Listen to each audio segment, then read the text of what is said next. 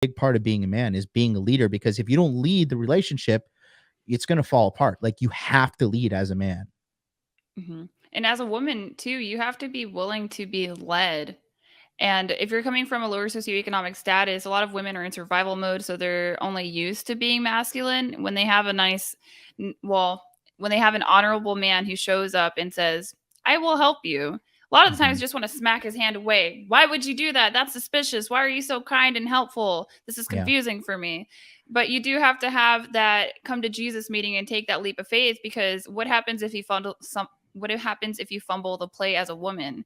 What if another man isn't coming? So you better do some type of work, some due diligence to try to help yourself out and build something with a man. And I think women too, they think, for one, that a man is just going to fall in their lap, but two, they don't really think about how they plan on validating their boyfriend or soon to be husband. They think that it's just going to be this walk in the park. They're not going to have to Mhm. do anything. Their career can come first. He can come second, all of this and that.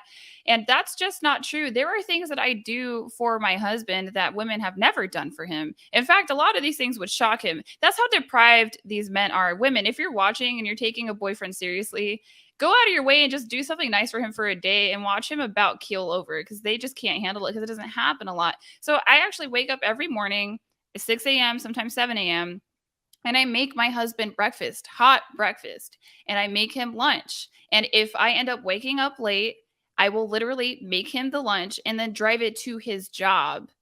There is just no way that he's not going to get cared for. But food is one component. The other thing is also just leaving him alone.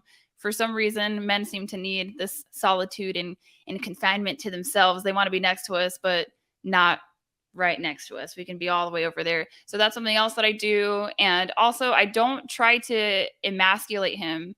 Yeah. Women who try to resort to that is just foolish, because they're shooting themselves in the foot. I understand it's usually an ish test, but you can ish test a man to the point of no return. And I don't think women know when to call it good on that. No, they don't.